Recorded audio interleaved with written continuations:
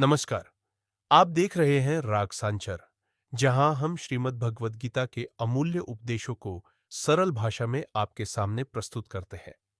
आज हम पढ़ेंगे अध्याय 2, श्लोक 13, जिसमें भगवान श्री कृष्ण आत्मा की यात्रा और शरीर परिवर्तन के गूढ़ रहस्य को प्रकट करते हैं।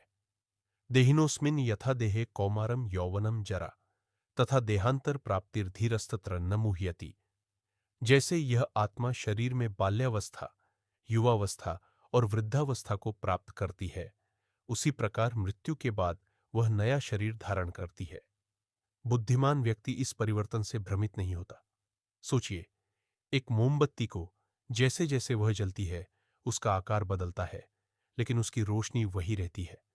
वैसे ही आत्मा, शरीर चाहे बालक का हो, जवान का हो या वृद्ध का, आत्मा वही रहती है। हम अपने ही जीवन में यह देखते हैं। हम एक ही व्यक्ति होते हुए भी शारीरिक रूप से बालक, युवा और वृद्ध बनते हैं। तो जब मृत्यु आती है, आत्मा बस एक नया कपड़ा पहनती है, नया शरीर। श्री कृष्ण अर्जुन से कहते हैं, हे पार्थ, जिस तरह शरीर बदलते हैं, उसी तरह मृत्यु भी केवल एक परिवर्तन है। जो इस सत्य को जानता है, वह न शोक करता है, न डरता है। यह श्लोक हमें सिखाता है कि आत्मा का अंत नहीं होता।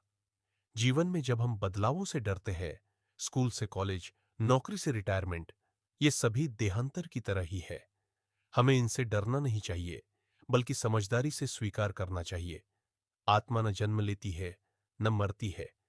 ये तो सिर्फ किराए के घर की तरह शरीर में कुछ समय रहती है। मृत्यु उस किराए के घर को छोड़कर अगले पड़ाव की ओर बढ़ना है। परिवर्तन जीवन का नियम है।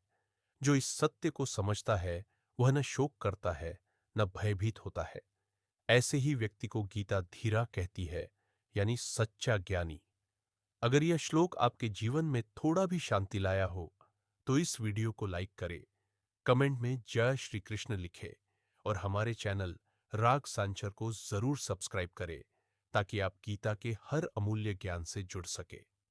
मिलते हैं अगले गीता अपडेश में। तब तक याद रखिए, आत्मा अमर है, बस शरीर बदलता है। जय श्री कृष्ण। मृत्यु का डर केवल अज्ञान का परिणाम है।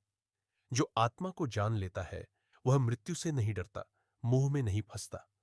हम कभी नहीं थे, ऐसा कभी नहीं हुआ।